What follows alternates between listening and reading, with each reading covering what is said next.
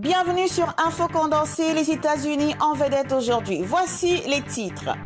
Aux États-Unis, l'Arkansas adopte une loi interdisant l'avortement en cas de viol ou d'inceste.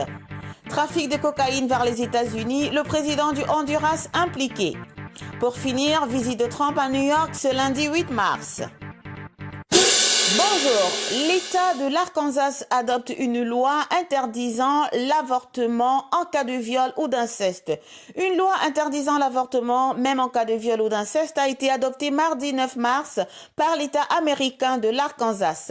Ce texte de loi prévoit comme seule exception le cas où le recours à l'avortement serait mis en œuvre dans le but de sauver la vie de la mère lors d'une urgence médicale. Le gouverneur de l'Arkansas déclare avoir ratifié cette loi en raison de ses sincères convictions contre l'avortement.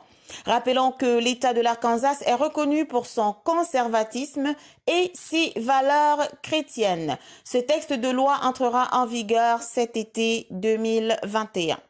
Trafic de cocaïne vers les États-Unis. Le président du Honduras impliqué dans une affaire de trafic de cocaïne vers les États-Unis. Un procureur fédéral new-yorkais a affirmé dans son réquisitoire mardi le 9 mars 2021 que le président du Honduras, Juan Orlando Hernández, a aidé à acheminer des tonnes de cocaïne vers les États-Unis. Ainsi, le narcotrafiquant présumé au nom de Giovanni Fuentes, qui a été arrêté à Miami, aurait versé des pots de vin même au président du Honduras afin de devenir intouchable.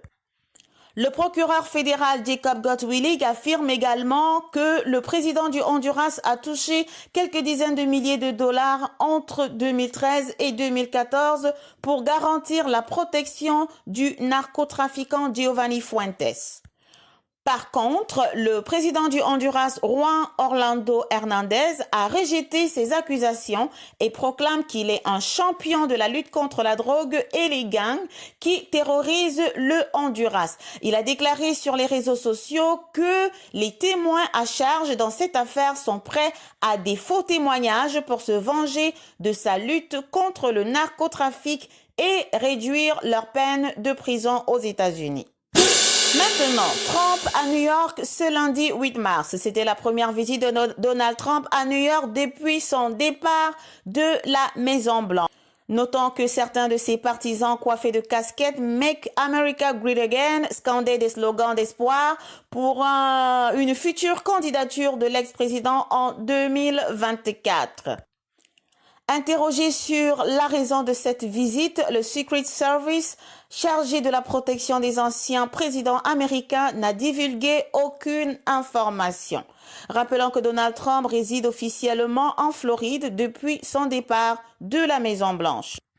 C'était tout pour aujourd'hui. Excellente journée et abonnez-vous pour rester informé de l'essentiel en quelques minutes. Merci.